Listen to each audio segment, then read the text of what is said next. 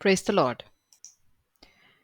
So, today we are going to start with the seven mysteries that are in the Bible, जिन्हें हम hidden truths भी कह सकते हैं, and also we can call them the revelations. And ये जो हैं ये reveal हुई थी the apostle Paul को and apostle John को. तो ये हम बात करेंगे इनकी in detail about all these seven revelations. But उससे पहले it is important to know कि हमें ये मिस्ट्रीज ये रेवलेशंस के बारे में जानना ज़रूरी क्यों है, especially after you are saved. Also हम देखेंगे कि हम सेव कैसे होते हैं. सबसे पहले द मोस्ट इम्पॉर्टेंट थिंग कि आप किस तरह से सेव होते हैं, बाइबल क्या बताती है. It's not me but Bible क्या बताती है, हम वो देखेंगे कि how does the Bible tell us the procedure through which you are saved. In Revelations we know कि बहुत सी जगह लिखा हुआ है कि in the end times there will be falling away, there will be coming false prophets and बहुत से लोग जो हैं डिसीव होंगे. Even the chosen one, even they will be deceived. So it is important to know for us कि ये revelations क्या हैं. इट इज़ इम्पॉर्टेंट कि हम अपनी बाइबल को अच्छी तरह से समझें word to word so that we are not deceived by the false doctrines. Let's see what does the Bible tell us. In Second Timothy chapter 2 verse 15, it says, "Study to shew thyself approved unto God, a workman that needeth not to be ashamed, rightly dividing the word of truth." तो Bible हमें यहाँ पे क्या instruction दे रही है. First of all, this is the king James version of the Bible. I prefer reading that because that is the only version जिसमें कि changes नहीं किए गए हैं. क्योंकि बाद के आप जो भी वर्जन्स उठाते हैं, NIV, NLT, ESV, सब में बाइबल को चेंज किया गया है. The words, the important verses and in some versions important chapters have been changed. तो उस पे हम किसी और दिन बात करेंगे, लेकिन अभी हम इस वर्स से शुरू करते हैं और इसको समझने की कोशिश करते हैं. तो यहाँ पर the instruction given to us is what, कि टू स्टडी द बाइबल. तो यहाँ पे आपको इंस्ट्रक्शन दी जा रही है to study. It is not asking you to read the Bible. Mostly हम लोग क्या करते हैं कि हम बाइबल रीड करते हैं, एंड वेदर हमें समझ आए या ना आए, we just consider it as एक अटेंडेंस थिंग, टिक मार्क कि चलो हमने बाइबल पढ़ ली. बट क्या हमें बाइबल समझ आई? सो यहाँ पे इंस्ट्रक्शन दी जा रही है to study the word of God, right. Then and second thing जो ये हमें बोल रहा है करने के लिए, that is the verse is to rightly dividing the word of truth. So what is rightly dividing, right? Rightly dividing the word, the truth, वो क्या है? तो वो हम आगे देखेंगे कि हमें किस तरह से वर्ड को डिवाइड करना है. Because there is a timeline as per the Bible. जब हम देखते हैं इवन इन द हिस्ट्री, जब हम देखते हैं तो देर is a time line, there is a chronological order. तो हमें उस टाइम लाइन पर देखना है कि हम जो पढ़ रहे हैं वो किस टाइम लाइन के लिए एप्लीकेबल है. If you are reading the old testament and आप द लॉज पढ़ते हैं, the laws given to Moses, तो does that apply to us और नॉट? और हम अभी किस एज में हैं, किस टाइमलाइन में हम फॉल करते हैं, राइट. तो हमें ये सब देखना है. एंड बाइबल हमें क्या इंस्ट्रक्शन दे रही है कि to study the Bible, to study the word, and secondly you should know how to divide the word, rightly divide, कि किस वर्स को कहाँ पर उसका एप्लीकेशन है वो देखना. और ये सब हमें क्यों करना है? The main thing to do that is so that we are not ashamed. What does that mean? It means कि जब तक हम अपनी बाइबल को पढ़ेंगे नहीं, उसको समझेंगे नहीं कि वो किस टाइमलाइन पर, किस जगह पर हमें एप्लीकेबल कर भी रही है या नहीं वो वर्स, और कल को लेट्स से कि वी मीट सम अनबिलीवर और हम उनसे बात करते हैं और वो हमसे कुछ पूछते हैं, तो we are not able to explain it, we are not able to show it in the Bible, and even if we show it, हमें नहीं पता होता कि इसका एक्सप्लेनेशन क्या है. So that is why it is very important कि हम अपनी बाइबल को स्टडी करें एंड उसको राइटली डिवाइड करें. Why? Because the Bible says so that you are not ashamed, right? So that you are not ashamed. Now let's try to understand this second point, rightly dividing. तो हमें किस तरह से divide करना है? The timeline. So this is the timeline as per the Bible. Bible हमें ये timeline बताती है, विच स्टार्ट्स विद एडम. ठीक है, ये एडम से हमारा स्टार्ट होता है और ये जो टाइम पीरियड है दैट इज ओल्ड टेस्टमेंट, और उसके बाद ये जो है दिस इज न्यू टेस्टमेंट. तो अब ओल्ड टेस्टमेंट का जो टाइम है वो हमारा एडम से स्टार्ट होता है. मोजेस को लॉज दिए गए थे, ठीक है, एंड ओल्ड टेस्टमेंट में क्या चीज एप्लीकेबल थी? The law. ठीक है, very simple, we all know that. Then Jesus Christ came and he sacrificed himself for us. ठीक है, ताकि हमारी जो सिन है वो माफ हो सके, हमारे गुनाह माफ हो सके, एंड क्रूसिफिक्शन हैपेंड. तो जीसस क्राइस्ट के आने से शुरू हो गया न्यू टेस्टमेंट टाइम, एंड उसको बोला जाता है द चर्च एज. ठीक है, तो अभी हम लोग कहाँ पर हैं? हम कौन से इस टाइमलाइन में कहाँ हैं? We are here in the church age, और ये स्टार्ट हुई विद जीसस क्राइस्ट. और ये टाइमलाइन जो है इसमें ये एज, चर्च एज खत्म कब होगी? With the day of redemption, जिसे रैप्चर भी कहा जाता है. व्हेन माना जाता है एज पर बाइबल, हमें बताती है कि डे ऑफ रिडेम्पशन या रैप्चर जिसे बोलते हैं वो क्या है? जब जीसस क्राइस्ट आएंगे और सेव्ड लोगों को, अपने चुने लोगों को जैसे बोलते हैं, उनको यहाँ से लेके जाएंगे. ठीक है, तो that is the day of redemption. वो भी हम देखेंगे बाइबल में कहाँ लिखा है और उसके बारे में इन डिटेल बाइबल हमें क्या बताती है. But right now it is important to understand कि we are here in this church age. यहाँ पे हम फॉल करते हैं, जिसको एज ऑफ ग्रेस भी कहा जाता है, because it is like the grace period जैसे हमें मिला जाता है कि थोड़ा एक्स्ट्रा टाइम आपको दिया गया है. तो ये ग्रेस पीरियड जो है, ये ग्रेस एज ऑफ ग्रेस, उसको इसलिए भी कहा जाता है because it is only by the grace of God, grace of God जो हम सेव हो रहे हैं. हमारी सैल्वेशन जो है वो हमारे ऊपर डिपेंड नहीं करती है, हमारे किसी काम पर डिपेंड नहीं करती है, but it only depends on the faith, the faith in the gospel, the faith in Christ, the faith in blood, and it is the grace of God जो वो आपको सेव कर रहे हैं, आपको सैल्वेशन दे रहे हैं. It is only the grace of God. इसमें कुछ भी हमारे वर्क्स जो हैं वो मैटर नहीं करते. आप कितने भी अच्छे काम कर लें, if you are a saved person you will be rewarded for those works, but if you're just doing the works and you're not saved, so you आपके जो काम है, your works will not save you. ठीक है, आपको salvation अपने सिर्फ काम से नहीं मिलेगी. So it is very important to understand that कि ये चर्च एज में, जिसे एज ऑफ ग्रेस भी कहा जाता है, इसमें आपकी सिर्फ फेथ एप्लीकेबल है यहाँ पर, and not the works. It's the grace of God that you are saved, right. And then will happen the redemption. जैसे कि मैंने बताया, Jesus Christ will come and he will take away the saved people, जो उनके लोग हैं, saved चुने हुए लोग जिन्हें भी बोला जाता है. एंड उसी टाइम पर अर्थ पे क्या हो रहा होगा? Tribulation time.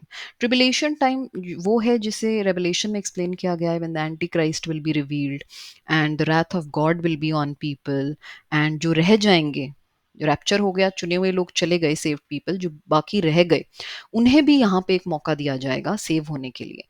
Our God is a merciful God, and वो बार बार हमें चांस देते हैं कि हम किसी तरह से बैक ऑन ट्रैक आ जाएं और हम बच जाएं, हम किसी तरह से हम सेव हो सकें. वो हमें बार बार मौका देते हैं. और यहाँ पर भी ट्रिबुलेशन टाइम पे भी, अब यहाँ पर it is important to note, यहाँ पर आपके फेथ जो है, सिर्फ फेथ आपको सेव नहीं करेगी, यहाँ पे आपके works will matter. So this is the time way your works will actually matter along with your faith of course. ठीक है, तो this is the tribulation time, and as per Revelation, book of Revelation हमें बताती है कि ये 7 years का होगा, divided in 2, that is 3.5 and 3.5. ठीक है, और इसको भी हम आगे बहुत डिटेल में रेवलेशन की बुक से समझेंगे व्हेन वी रीच देयर. उसके बाद कब होगा? After 7 years will be the battle of Armageddon. ठीक है, रेवलेशन हमें बताता है कि होगा बैटल ऑफ आर्मागेडन, जिसमें जीसस क्राइस्ट आएंगे and he will defeat the devil, and उसके बाद devil will be chained, and फिर स्टार्ट होगा the millennial kingdom. Millennial kingdom is 1000 years जिसमें कि Jesus Christ will rule here with us. He will be with us and he will rule here. ठीक है. And he will rule on earth. Now it is important to understand कि जो हमने last वाले में देखा था कि rightly divide the word of God. तो हमें राइटली डिवाइड क्या करना है कि आपको ये टाइमलाइन देखनी है जब भी आप कोई वर्स पढ़ते हैं, and you have to see कि वो यहाँ पे कहाँ पर एप्लीकेबल है. And right now we are here in the church age, तो हमें क्या एप्लीकेबल है वो भी हमें इसी तरह से देखना होता है. That is the correct way of reading the Bible. ठीक है. और जैसे कि if you think now about the old law, तो लॉ जो है वो हमें अप्लाई नहीं करता है. द ओल्ड टेस्टमेंट टाइम का जो लॉ है that does not apply to us, right? Because scripture हमें क्या बताता है कि Jesus has saved us from the curse of law. ठीक है. It is now only the blood of Jesus Christ that can save you. And once you are saved, ठीक है ना, you are sealed with the promised holy spirit. ये भी हम आगे in detail समझेंगे. ठीक है. And once you are sealed, that sealed is that seal can't be broken, right? It's the seal of God. It can't be broken and you can't lose your salvation. ये सब हम आगे in depth समझेंगे. Okay, सो जैसे हमने बात की in the beginning कि ये जो रेवलेशंस हुई, 7 रेवलेशंस मिस्ट्रीज जिनकी हम बात करेंगे, सो 6 of them were revealed to Paul and 1 was revealed to John. And जो हमारी बुक ऑफ एक्ट्स है, जब हम उसे पढ़ते हैं तो हमें वहाँ पे क्या समझ आता है कि इट्स अ ट्रांजिशन बुक. ठीक है. ट्रांजिशन कहाँ से क्या हो रही है उसमें? It is a transition where the salvation जो है, the gospel that is going from Jews to Gentiles. ठीक है. तो स्टार्टिंग में क्या हो रहा था, जीसस क्राइस्ट जो जीसस क्राइस्ट जब आए और उनके जो डिसाइपल्स थे, they were all preaching to Jews, they were preaching the gospel to Jews. But when the Jews rejected their Messiah as a whole, and but yeah, some of them of course must have accepted, लेकिन कुछ जो लोग थे उन्होंने ही accept किया. बाकी majority of the Jews as a whole, they rejected the gospel, right? तो ये जो गॉस्पेल था, उसके बाद ये जो salvation थी, ये God transferred it, transitioned it to gentiles from Peter to Paul. उसके बाद पॉल चुना गया जिसका एक्चुअल में नाम था Saul, but once he was saved and he was chosen, God gave him the name Paul. Jesus Christ ने उसे नाम दिया पॉल, राइट? एंड ये जो मिस्ट्रीज थी, ये जो रेवलेशंस थी, ये पॉल को हुई. 7 of them, out of those 7, 6 of them were revealed to Paul and 1 to John, as I said earlier. तो हम लोग जो हैं, हम लोग किसके अंडर आते हैं? We come under Paul's ministry and not under Peter's ministry. हम पॉल की मिनिस्ट्री में आते हैं. ठीक है. यहाँ पर हम देखते हैं Romans 11:13. For I speak to you gentiles in as much as I am the apostle of the gentiles. So Paul यहाँ पे हमें क्या बता रहे हैं कि मैं जेंटाइल्स का अपोस्टल हूँ, कि God has appointed him, Jesus Christ has appointed him to be the apostle of to the gentiles. ठीक है. और ये जो डॉक्ट्रीन्स हैं, पॉल की जो डॉक्ट्रीन्स हैं, जो हमें मिलेंगी from in the book from Romans to Philemon, इन बुक्स में हमें जो डॉक्ट्रीन्स मिलेंगी, these are the doctrines that are applicable to us. ठीक है. बिकॉज ये दी गई हैं, ये हैं बुक्स ऑफ पॉल, ये बुक्स जो हैं ये पॉल की हैं, और ये जो हैं इसमें हमें डॉक्ट्रीन्स जो हैं they are applicable to us. ठीक है. Then we see in Ephesians 3, 1 to 10. For this cause I, Paul, the prisoner of Jesus Christ, for you Gentiles, if you have heard of the dispensation of the grace of God which is given me to you word, how that by revelation he made known unto me the mystery, as I wrote afore in few words. So Paul यहाँ पे हमें क्या बता रहा है कि he was chosen by the dispensation of the grace of God, right? And उसको कुछ मिस्ट्रीज थी जो रिवील हुई पॉल को. 4th verse, whereby when ye read ye may understand my knowledge in the mystery of Christ. ठीक है, तो mystery of Christ, उसमें जो उसकी नॉलेज है, जब हम इसको आगे पढ़ेंगे तो हमें समझ आएगा. Paul is trying to say that. Fifth verse, which in other ages was not made known unto the sons of men as it is now revealed unto his holy apostles and prophets by the spirit. तो ये जो mystery है, ये अभी तक जो है, ये रेवलेशन, ये अभी तक एक हिडन थी. ठीक है, ये अभी तक छुपी हुई थी और ये किसी को नहीं पता था. It was not made known, see, it was not made known unto the sons of man, right, but now it is revealed. अब ये रिवील हो रही है to the apostles and prophets by the Holy Spirit, by the Spirit, the Holy Spirit, right? Sixth verse, that the Gentiles should be fellow heirs and of the same body and partakers of his promise in Christ by the gospel, whereof I was made a minister according to the gift of the grace of God given unto me by the effectual working of his power. Unto me, who am less than the least of all saints, is this grace given, that I should preach among the Gentiles the unsearchable riches of Christ, and to make all men see what is the fellowship of the mystery, which from the beginning of the world hath been hid in God, who created all things by Jesus Christ, to the intent that now unto the principalities and powers in heavenly places might be known by the church the manifold wisdom of God. तो what is he saying यहाँ पे, कि जो mystery है, verse 6 में he is telling us कि यहाँ पे जो मिस्ट्री है, that gentile should be fellow as an of the same body and partakers of his promised in Christ by the gospel. इसको हम आगे जो है बहुत डिटेल में समझेंगे कि ये मिस्ट्री क्या है.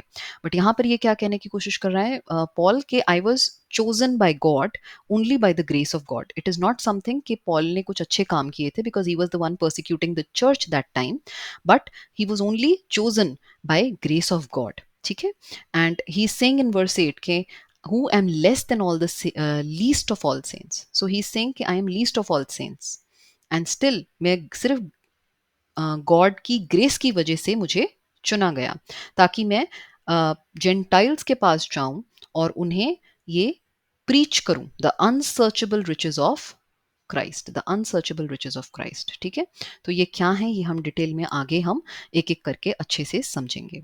ठीक है, तो यहाँ पे हमें जो पॉल है वो क्या बताने की कोशिश कर रहा है, that there are certain mysteries, कुछ मिस्ट्रीज हैं जो कि हिडन थी अभी तक, लेकिन पॉल को रिवील हुई by the holy spirit, and then ये आगे भी रिवील हुई अपोस्टल्स एंड प्रॉफिट्स को. ठीक है, पॉल ने आगे रिवील किया मतलब, but it was first revealed to Paul, and he was made to go to the Gentiles to preach this. ठीक है, because now the salvation was going to the Gentiles, so God was giving a chance to the Gentiles to be saved. ठीक है, और फिर हम देखते हैं कि अब हम सेव्ड होने की बात तुम कर रहे हैं, हमने स्टार्टिंग में कहा था कि हम सेव्ड होने का देखेंगे कि how to be actually saved, Bible हमें क्या बताती है. सो द गॉस्पेल, जो हम बोलते हैं कि गॉस्पेल है क्या, अगर हमें किसी को प्रीच करना हो the gospel, so what is that gospel, वो हम देखेंगे यहाँ पे. First Corinthians chapter 15 verse 1 to 4. So gospel हमें यहाँ पे क्या पता चलता है, first Corinthians 15 1 to 4. Moreover brethren, I declare unto you the gospel which I preached unto you, which also ye have received, and wherein ye stand, by which also ye are saved, if ye keep in memory what I preached unto you, unless ye have believed in vain. Verse 3, for I delivered unto you first of all that which I also received, how that Christ died for our sins according to the scriptures. How?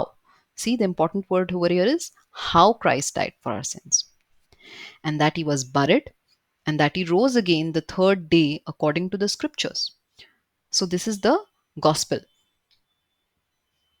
which is the death, the burial, and the resurrection of Jesus Christ. ठीक है, the blood atonement of Jesus. This is the gospel revealed to Paul. इसको pollen gospel भी कहा जाता है. And this is the gospel, जिसको क्या बोला गया है यहाँ पे, कि जब आप इसको सुनेंगे, इसको बिलीव करेंगे, and that moment you are saved. ठीक है, उसी वक्त आप जब इसको सुनते हैं, आप बिलीव करते हैं, तो आप सेव हो जाते हैं. You have to believe the gospel, and that is the gospel. So अगर आपको किसी को gospel preach करना हो, you go to 1 Corinthians chapter 15 verse 1 to 4, and it is only through this that you are saved. ठीक है, and it is next में हम देखते हैं Hebrews 9:22. What does it say? And almost all things are by the law purged with blood, and without shedding of blood there is no remission, right? Blood is no remission. So remission is what? Forgiveness. Forgiveness of the sins. So what does the Bible is telling us is, what Bible is telling us is कि without shedding of blood there is no forgiveness of sins. बिना blood के forgiveness of sins नहीं है. जैसे कि old testament time में हम देखते थे, वी हैव रेड कि there was animal sacrifice, mainly lamb और गोट, उसका ब्लड जो है वो चढ़ाया जाता था, राइट? ब्लड जो था वो माना जाता था कि वो एनिमल का जो ब्लड है, लैम्ब या गोट का, वो हमारे ब्लड सिंस को उस टाइम के लिए फॉरगिव कर रहा है, राइट? लेकिन that was a repetitive process, you had to do it again and again and again. वो एक वन टाइम का नहीं था. बट जीसस क्राइस्ट, जिन्हें क्या बोला जाता है? The lamb of God, and he was the perfect lamb without sin. जिसके बाद Jesus Christ was crucified, he took our sins on the cross. जिसके बाद और किसी सैक्रिफाइस की जरूरत नहीं है. वाई? बिकॉज जीसस क्राइस्ट जो थे वो एक परफेक्ट लैम्ब है, राइट? जिनमें कोई किसी भी तरह का सिन नहीं था. तो ओल्ड टेस्टामेंट टाइम में क्या था कि बार बार आपको सैक्रिफाइस देना पड़ता था लैम्ब या गोट का. लेकिन न्यू टेस्टामेंट टाइम में वो एक सैक्रिफाइस जो जीसस क्राइस्ट ने किया, that was sufficient for ever. वो एक सैक्रिफाइस, वो एक क्रूसिफिक्शन जो उन्होंने किया by the perfect lamb which had no sin, जिसके बाद किसी और सैक्रिफाइस की ज़रूरत नहीं है. एंड ऑल्सो वी नो कि we have seen in the Bible कि जब जॉन जीसस क्राइस्ट को आता देखते हैं तो वो क्या बोलता है? Behold the Lamb of God. Right? Let's see here. John 1:29. The next day John seeth Jesus coming unto him and said, Behold the Lamb of God, which taketh away the sin of the world. So Jesus Christ kya? As a Lamb of God. He came as a lamb and took away all the sins. Romans 3:25 में हम देखते हैं, whom God had set forth to be propitiation. Propitiation means a substitute through faith in his blood to declare his righteousness for the remission of sins that are past through the forbearance of God. So it is only by the faith in his blood. तो पहली एक चीज तो ये है कि Jesus Christ जो थे वो एज अ लैम्ब आए, as a perfect lamb, as a substitute for the lamb, ठीक है ना? And he was the perfect lamb. और उसके बाद कोई और सैक्रिफाइस की जरूरत नहीं है. And when you have faith in that blood, that gospel which talks about how Jesus died, then you don't need um, any other means, right? So that is the only way, one way जिससे कि Bible हमें बताती है about salvation, how you are saved. Other religions जैसे हैं बाकी religions, उसमें बताया जाता है कि most of them that you are saved by your works. अच्छे काम करने से आपको सल्वेशन मिल सकता है. लेकिन बाइबल हमें क्लियरली क्या बताती है कि जिस एज में हम हैं, जो है चर्च एज, इसमें आपके काम आपको सल्वेशन नहीं दिला सकते. Only the grace of God and the faith in the gospel. The moment आप गॉस्पेल पे बिलीव करते हैं, उसी वक्त आप सेव हो जाते हैं. Because the Bible tells us you are sealed with the promised holy spirit that moment. ठीक है. ऑल्सो हम देखते हैं कि जो डिसाइपल्स थे, जैसे कि हमने बात किया book of acts is a transition book, तो वहाँ पे हम क्या देखते हैं कि जो डिसाइपल्स थे जीसस क्राइस्ट के, they were teaching to the Jews. And what were they teaching? they were teaching about Jesus. Who was Jesus? Right? Since Jews जो थे वो वेट कर रहे थे अपने मसाया का, और शायद आज भी they don't believe, and तो इसलिए वो आज भी वेट करते हैं because they don't believe in Jesus Christ as Messiah. So वो आज भी अपने मसाया का वेट कर रहे हैं. So Jesus जो हैं, so disciples, I'm sorry, disciples क्या teach कर रहे थे कि who he was, who Jesus was. He was the Messiah. But God ने पॉल को चूज किया to preach about what Jesus did. जैसे कि हमने पीछे पढ़ा how Jesus died. यहाँ पर हम देखते हैं in the गॉस्पेल जो हमने पढ़ा 1 Corinthians 15:1-4, how that Christ died for us, for our sins, right? It is not कि Christ died, but how he died is important, because वो हमें देता है salvation. Okay. Then we see here in 1 Peter chapter 1 verse 7 to 12 हम देखते हैं that the trial of your faith being much more precious than of gold that perisheth, though it be tried with fire, might be found unto praise and honor and glory at the appearing of Jesus Christ. 8. Whom having not seen ye love, in whom thou now ye see him not, yet believing ye rejoice with joy unspeakable and full of glory, receiving the end of your faith, even the salvation of your souls, of which salvation the prophets have inquired and searched diligently, who prophesied of the grace that should come unto you, searching what or what manner of time the Spirit of Christ which was in them did signify, when it testified beforehand the sufferings of Christ and the glory that should follow.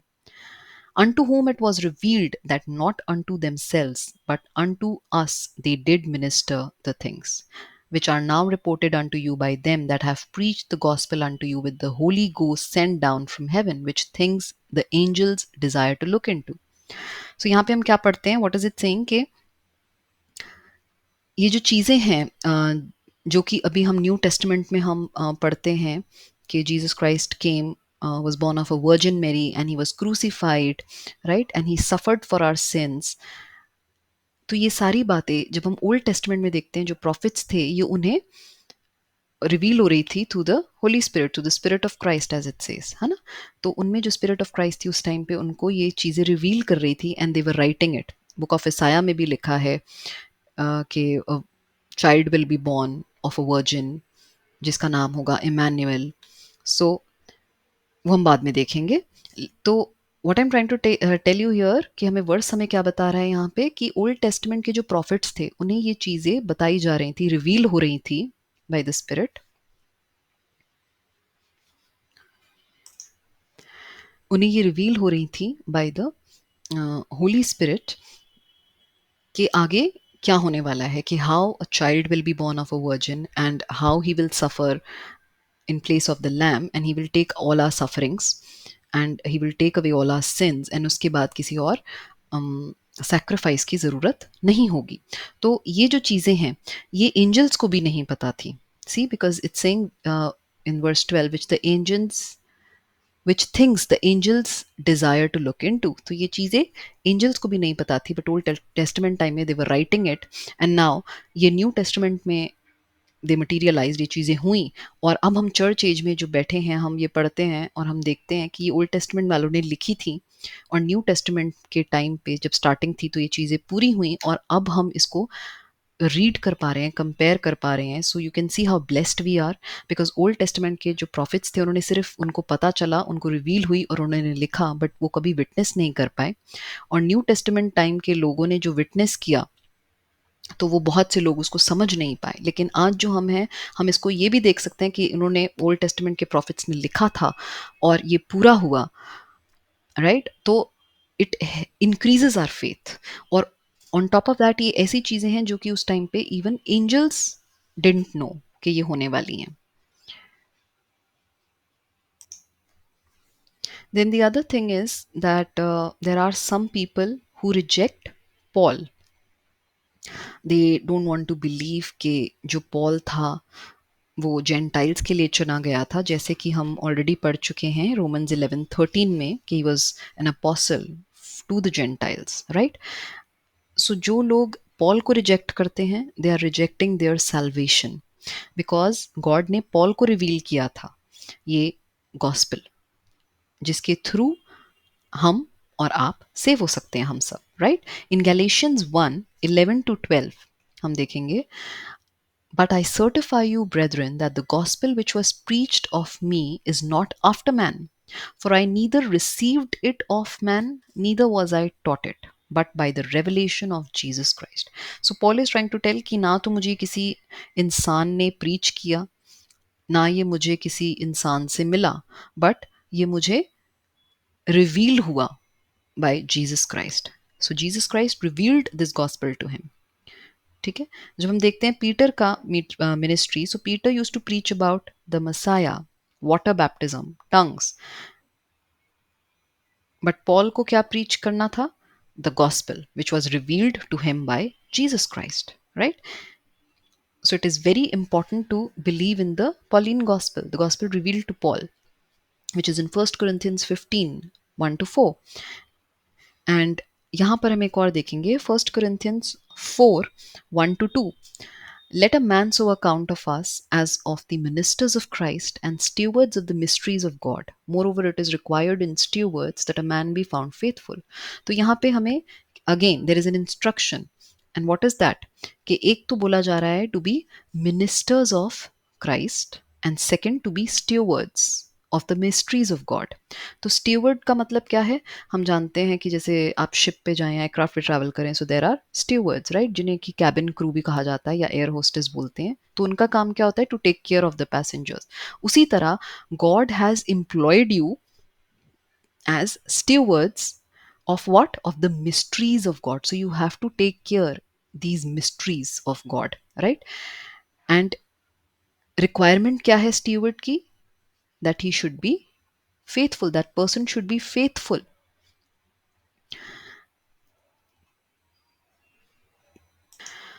सो यहाँ पे बोला जा रहा है कि एक तो आपको you have to be ministers of Christ and stewards of the mysteries of God. तो आपको ये and you have to faithfully preach these mysteries.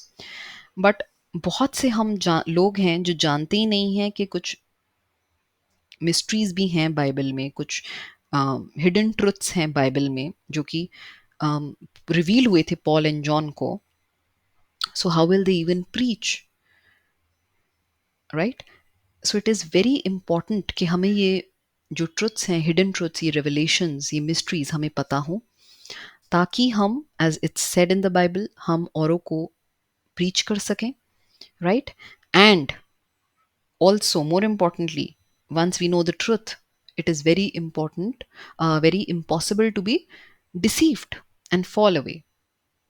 ठीक है. जिसे बाइबल में हमें स्टार्टिंग में ही बोला गया है to rightly divide the word of God and study the word. So you have to study the word. So you have to study this so that we can spread it with others.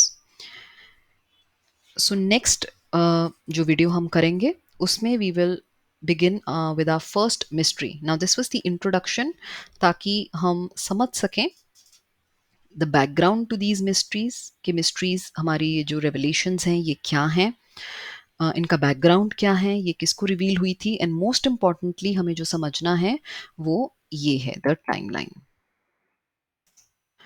This timeline, it is very important to understand this timeline, because once हमें ये timeline समझ आ गई तो हमें सारी mysteries जो हैं हमें अच्छे से समझ आ जाएंगी. और हम जब बाइबल आगे भी पढ़ेंगे तो हम खुद भी पढ़ेंगे तो हमें बहुत ईजिली हमारे लिए होगा उसको डिवाइड करना कि वो कौन सा वर्स कौन से टाइम को एप्लीकेबल है.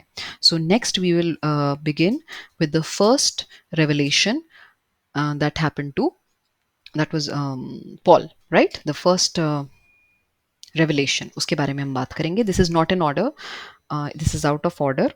हम इसे ऑर्डर में नहीं कर रहे हैं, but we will start with that. Okay, so until next time, praise the Lord.